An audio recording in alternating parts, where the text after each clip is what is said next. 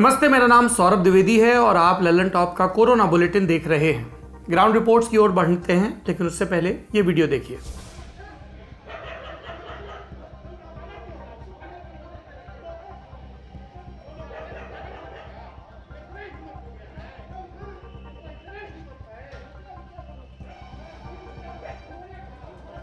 Video में दिख रहे कुछ पुलिसकर्मी एक विकलांग शख्स को जूतों से मारते और जमीन पर बुरी तरह घसीटते दिख रहे हैं। कुछ पुलिसकर्मियों की क्रूरता का ये वीडियो बिहार के सारण जिले के शीतला बाजार इलाके का है। दरअसल यहां लॉकडाउन का पालन कराने के लिए संबंधित इलाके के थानाध्यक्ष दिनेश कुमार दास दल बल के साथ पहुंचे, लेकिन एक विकलांग दुकानदार ने पुलिस वालों के सामने लॉकडाउन का विरोध करना शुरू कर दिया। इस बात से नाराज पुलिसकर्मियों ने दुकानदार को पीटा। मौके पर मौजूद थानाध्यक्ष दिनेश कुमार दास तो उस दुकानदार को जूतों से पीटते हुए नजर आए। जब इस मामले ने सोशल मीडिया पर तूल पकड़ा तो सारण के एसपी संतोष कुमार ने थानाध्यक्ष दिनेश कुमार दास को निलंबित कर जिले के सभी पुलिसकर्मियों को ऐसी हरकतों से बाज आने की चेतावनी दी। एसपी संतोष कुमार ने इस मामले पर क्या कहा, वो जानना बहुत जरूरी है। एसपी ऑफिस की ओर से प्रेस रिलीज जारी हुई, जिसमें लिखा है, विभाग के सभी पुलिसकर्मी कड़ी मेहनत और जान जोखिम में डालकर लॉकडाउन का पालन करवाने के साथ ही आम लोगों की सेवा कर रहे हैं, लेकिन इस तरह के कुछ कृत्यों से पुलिस विभाग की छवि धूमिल होती है और आम लोगों में पुलिस के प्रति अविश्वास और रोष पैदा होता है। इस बात में कोई दो राय नहीं कि पुलिसकर्मी हर तरह की मुश्किल का सामना कर रहे हैं और अपना फर्ज बखूबी निभाते हैं, लेकिन कुछ पुलिस वालों का गलत बर्ताव पूरे विभाग की साख पर बट्टा लगाता है। पुलिसकर्मियों का मसला उठा ही है, तो आप ये वीडियो भी देख लीजिए।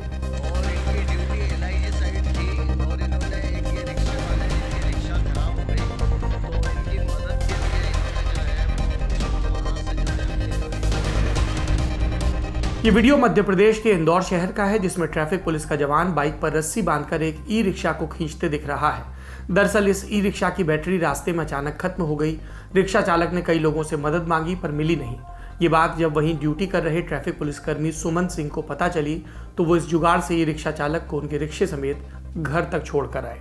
इंदौर शहर के ट्रैफिक पुलिसकर्मी का ये दिल छूने वाला वीडियो सोशल मीडिया पर उसी तरह वायरल है जैसे सारण जिले के पुलिसकर्मियों का वीडियो। दोनों में फर्क ये है कि इंदौर वाले वीडियो को देखकर लोग इस ट्रैफिक कर्मी को दुआ दे रहे हैं और सारण के वीडियो में दिख रहे पुलिसकर्मियों की आलोचना हो रही है। इन तस्वीरों को दिखाने का हमारा मकसद सिर्फ इतना है कि पुलिसकर्मी इस बात पर ध्यान दें कि उन्हें इन दोनों चेहरों में से कौन सा चेहरा बनना है। डोनेट कार्ड और वॉइस ऑफ स्लम जुड़कर दिल्ली और नोएडा के स्लम्स में गरीबों को फ्री ऑक्सीजन सप्लाईज प्रोवाइड करने का प्रयास कर रहे हैं। डिस्क्रिप्शन में दिए हुए लिंक पर जाकर डोनेट कार्ड पे अभी डोनेट करें। इन गरीब परिवारों का सहारा बने। अब बात ग्राउंड रिपोर्ट्स की। सबसे पहले बात राजस्थान की करेंगे। राजस्थान में मौजूद हमारी एक टीम डूंगरपुर जिले के लांभा भाटरा गांव पहुंची। इस गांव की स्वास्थ्य व्यवस्था का हाल भी राजस्थान के उन गांवों की तरह है जिनकी रिपोर्ट्स हम पिछले कुछ एपिसोड्स में दिखा चुके हैं। मतलब सब कुछ भगवान भरोसे। डूंगरपुर जिले के इस गांव में अगर कोई कोरोना का टेस्ट करवाता है तो रिपोर्ट आने में 10 तक दिन लग जाते हैं। बाकी वैक्सीनेशन और कोरोना के इलाज के नाम पर गाँव में क्या हो रहा है, रिपोर्ट में देखिए। आपके पिताजी की डेथ हुई? हाँ, हमारे पिताजी की डेथ हुई है। कितने तारीख को हुई? ये 11 तारीख को हुई है। खाली 2 दिन ही बीमार रहे और तीसरे दिन हम हॉस्पिटल लेके गए। ज़्यादा हो गया तब हॉस्पिटल लेके गए। बीमार रहे तो क्या उनके कोई लक्षण किस तरह के थे? लक्षण उनके शरीर में पूरी जलन हो रही थी, हाथ पैर टूट रहे थे, हाथ पैर में सब जलन हो रही यूँ कह रहे थे। और फिर मेरे को पानी से स्नान करा दो, ठंडा पानी डालो मेरे पे, यूँ कर रहे थे। तो फिर ज़्यादा ही जलन हो रही थी। हमने डॉक्टर को बुलाया, ऐसे ही दवाई भी कराई, सब कराया। और जो भी डॉक्टर को बुलाया मतलब कहाँ डॉक्टर आपका? जैसे गांव में डॉक्टर हैं? हाँ, गांव के डॉक्टर है। सरकारी हॉस्पिटल या फिर कहाँ? नहीं, गांव के ऐसे ही लोकल डॉक्टर बुलाया था, उनके पास हमने दवाई करवाई थी। पर लोकल डॉक्टर से? हाँ। अच्छा, उनको वैक्सीन लगी थी? ना, वैक्सीन नहीं लगी थी। वैक्सीन तो उनकी उम्र कितनी थी? वो तो थे 60-65 के थे शायद। 60-65 वालों को तो काफ़ी टाइम से वैक्सीन लग रही है, तो लगवाई क्यों नहीं?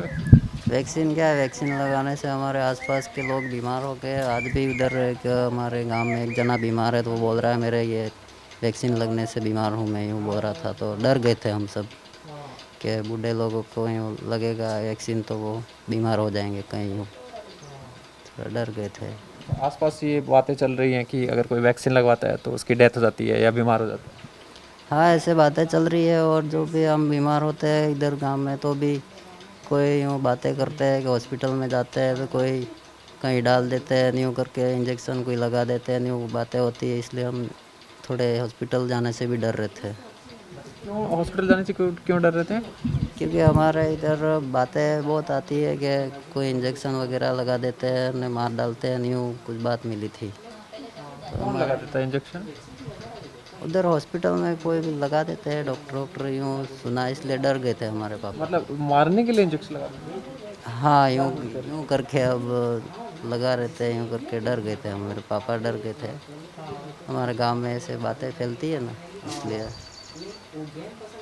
मैं समझ रहा हूँ कि किस तरह की बातें चलती हैं, जैसे ये बातें चलती हैं यहाँ की, जैसे हॉस्पिटल में, सरकारी हॉस्पिटल में आप ले जाएंगे तो वहाँ मार देंगे इंजेक्शन लगाकर। हाँ, सरकारी हॉस्पिटल से डरते हैं हम इधर सब। हाँ, हमारे गांव में यूँ ही डर घुस गई है सरकारी हॉस्पिटल के नाम से, पता नहीं क्यों ऐसी बातें आती है, तो हम भी डर गए, इसलिए हम टाइम से पहुंच नहीं पाए।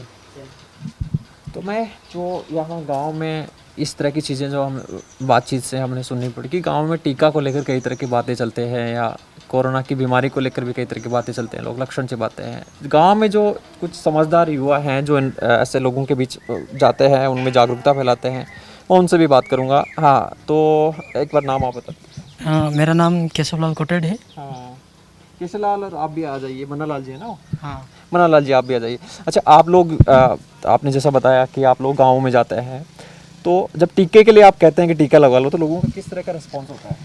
रिस्पॉन्स तो यही रहता है कि आसपास के अंदर एक अफवाह फैली रहती है, जो कि इस इंजेक्शन लगने के बाद में कई लोगों की दूसरी बीमारी से होती है, कैसे होती है उसकी जांच दी, पर कई सारे एक दो जगहों में मौतें हो गई, तो उसको लेकर गांव के अंदर एक अफवाह फैल गई, तो उससे लोग डर रहे हैं।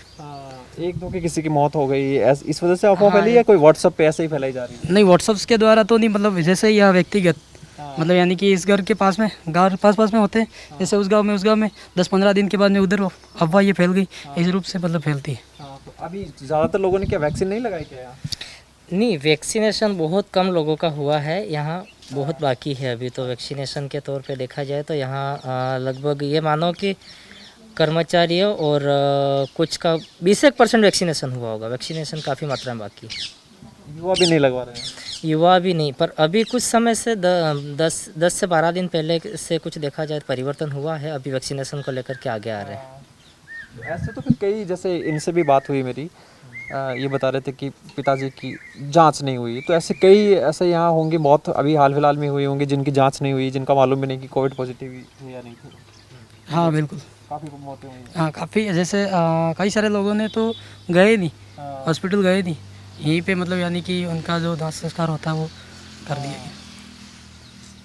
ये चीज़ें यहाँ सामने आ रही हैं। जैसे आप लोग जाते हैं, जैसे किसी को बोलने जाते हैं, आपने कहा कि भाई टीका लगवा लो, तो आपको भी लोग कहते हैं कि भाई अगर कुछ हो गया तो आप जिम्मेदार हो गए, ऐसी बातें आते हैं?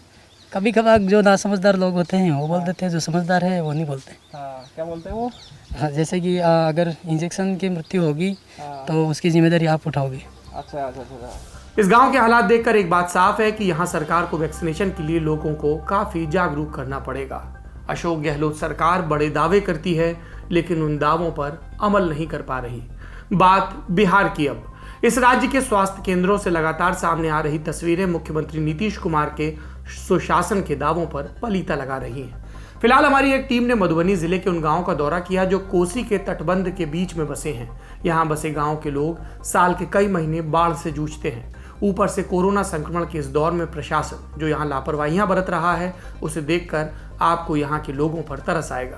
कितना टाइम से है ये 6 महीना हो गया इसको सर। अच्छा, पिछला बार जो बाढ़ में बहा उसके बाद बनाए? हाँ, ये बनाए हैं इस बार। हर साल बाढ़ में बहता है? हाँ, हर साल, और बहुत दिक्कत होता है। जो यहाँ पर फ्लड का टाइम होता है तो कोई देखता नहीं है, 10% लोग मरे जाते हैं, तब मधेपुर का, झंझारपुर का हम लोग का सपना देखते हैं। 6 महीना पानी और 6 महीना सुखेड़ता। इसमें गाँव लोग अपना पूंजी लगा कर ये रास्ता बनाए हैं और चलते हैं ऐसे। तो जब पुल कट जाता है, जैसे आप बताए बाढ़ आता है तो पुल टूट गया, जी। तब आप लोग कैसे आते जाते हैं? ला रखे हैं, जो ला है या सरकार को दिया हुआ है छोटा सा, उसी पर इस बार इस पार से देते हैं, उस पार जाते हैं, इसका यही नदी में ला रहता है। किस पे? डूबे हुए हैं। ये जो डूबा हुआ है लकड़ी वाला नाव, हाँ नाव है, वो डूब गया इस बार 1 लाख में। 1 लाख में ला लगा। तो इसी से फिर जब ये टूट जाता है तो उससे जितना हो पाता है। जी सर, वहाँ पहुँचाते हैं लोग को, किसी हालत से बचाते हैं। फ्लड 5 महीना फुल फर्रेस यहाँ पर दिक्कत है, किसी का कोई देखभाल नहीं। तब किस तरह का, जब कोई बीमार पड़ता है रात बिरात, अब पानी से रास्ता मतलब पानी के कारण रास्ता अवरुद्ध हो जाता है, बंद हो जाता है, तब आप लोग क्या करते हैं? क्या करेंगे, इसी पर मजबूरी में 2-4 दिन पर ये नैया पर उस पार देते हैं, तब दवा करने के लिए मधेपुर झंझारपुर जाते हैं। बचेगा नहीं तो बीच में मर गए अस्पताल के लिए। कोई ऐसा हुआ है कि कोई बहुत इलाज हुआ करते है, समय 3-4 बार डूब गया यहाँ लोग। डूब गया? हाँ, तब लाह पर डूब गया। 2-3 बार कोई बच्चा डूब जाते हैं, हेलते पुला का कोई स्वेटी नहीं है, गिर गए पानी में, डूब गए।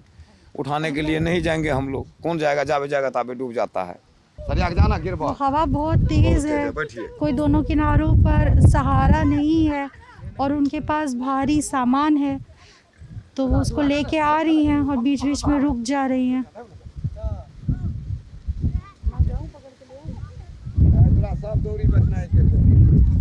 तुम कैसे उठाओगे? देखा आपने, गांव को शहरों से जोड़ने वाली मुख्य सड़क टूटी है। नदी को पार करने के लिए गांव वालों ने जुगाड़ से पुल बनाया है। बरसों से यही कहानी चल रही है, लेकिन सरकार ने ध्यान नहीं दिया। हमारी साथी स्वाति ने यहाँ के स्वास्थ्य केंद्र का भी जायजा लिया और जो बातें पता चली वो और भी परेशान करने वाली थी। ये रिपोर्ट देखिए। ये जो पीछे नज़र आ रही है फूसनुमा झोपड़ी, ये है यहाँ का बसीपट्टी का उप स्वास्थ्य केंद्र है। APSC additional public health centre है। और चाचा यो आते के छिए? क्या नाम हुआ आपका? हमारा नाम हुआ शैलेंद्र कुमार यादव। शैलेंद्र कुमार यादव। तो ये जो है कितना गांव का हुआ ये? 2 पंचायत का हुआ ये एडिशनल PSC। कौन कौन पंचायत? पंचायत गौर गाँव, पंचायत बसीपट्टी। अच्छा, इसके अंतर्गत जो भी गांव आता है वो इसी के यहाँ से संचालित होता है। तो अंदाजन कितना गांव आता होगा? लगभग 9 गांव इधर हो गया 9, 10, 15 गांव लगभग। अच्छा, अब टोटल का लमसम 15 गांव का है लगभग। अच्छा, कितना लोग रहता होगा ये 15 गांव में? 15 गांव में से कम 30,000 25,000 के एवरेज में लोग होगा। 30,000 25,000 के एवरेज। ये हमने और भी जगहों पर देखी है कि एक अस्पताल, एक APSC है, उसका कोई अपना डेडिकेटेड हेल्थ फोर्स नहीं है, उसके पास हेल्थ स्टाफ नहीं है। उसको APSC में भी उसकी ड्यूटी लगा दी जाती है और उसकी ड्यूटी प्रखंड स्तरीय जो स्वास्थ्य केंद्र होता है वहाँ पे भी लगा दी जाती है। तो कोरोना के समय में वो बता रहे हैं, जो पहले डॉक्टर साहब हरेंद्र कुमार सिंह ANM है यहाँ। हाँ, तो वो दोनों भी कोरोना में है वहाँ जवाहर उच्च विद्यालय पर, अभी उन लोगों को लगा दिया गया है। अच्छा, जवाहर उच्च विद्यालय पर उनका ड्यूटी लगा दिया गया है। एक बार अंदर से देख लेते हैं, तब पिंटू जी आपसे बात करके पूछेंगे। ये है APSC। यहाँ पे बिछौना पड़ा हुआ है। पेशेंट आता है तो सीट देने के लिए वही ANM ने व्यवस्था कर दिया है। अच्छा, मतलब ऐसे भी वैसे आप लोग भी सूते उठने के लिए अपना रखते हैं? नहीं, हम लोगों को तो उधर है ना। अच्छा, नहीं तो जैसे कंबल तकिया सब रखल है। और तो ये कैसे पता चलेगा कि ये वो है? तो ऐसे पता चलेगा कि यहाँ पे ये लगाया हुआ है पल्स पोलियो अभियान 29 नवंबर से 3 दिसंबर 2020 तक। ये APSC 30 से 40 हज़ार की आबादी उन्होंने बताई। उसका वो एक शायद अंदर कमरे में रखा हो तो रखा हो।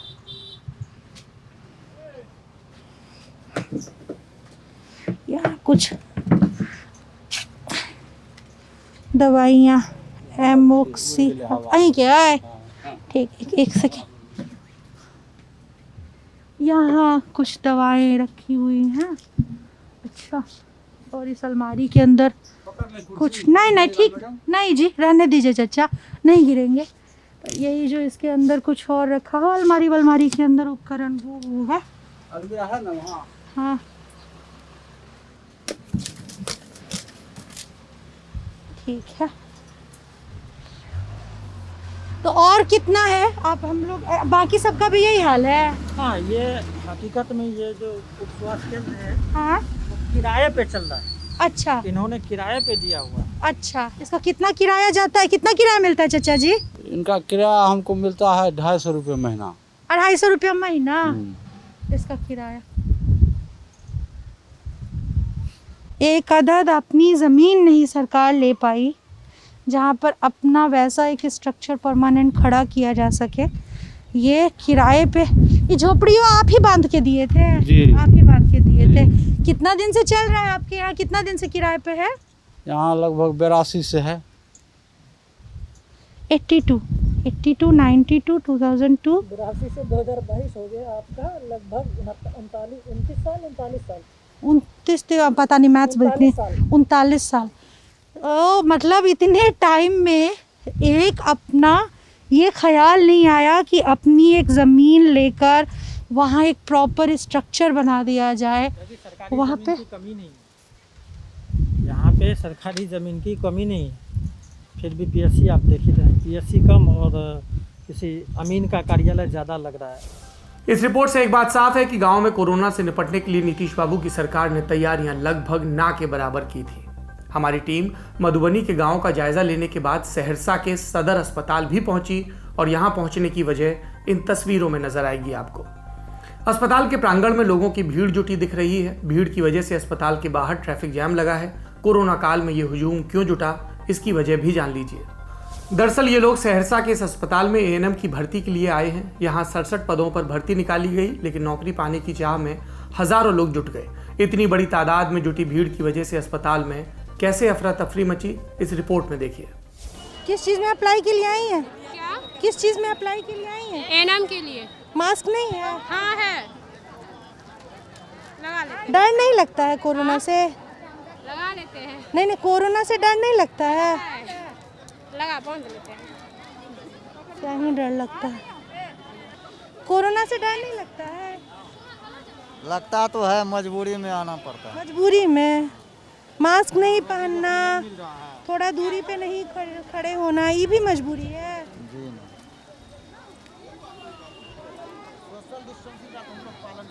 अपना मास्क पहले ठीक कीजिए।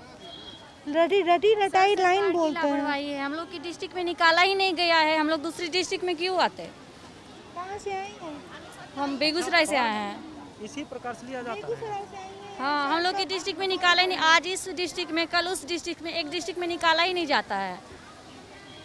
तो हम लोग इतनी दूर से आते ही क्यों हैं? आज पता चलता है यहाँ पे काउंसलिंग है, फिर दूसरे सप्ताह पता चलता है दूसरे जगह है। ऐसे में हम लोग बौख रहे हैं, मतलब कि 280 किलोमीटर, 250 किलोमीटर ऐसे करके आ रहे हैं। कुछ स्पेशल पढ़ाई भी करनी पड़ती है इसके लिए? हाँ, हम लोग एएनएम का कोर्स किए हैं, 2 साल डिप्लोमा का।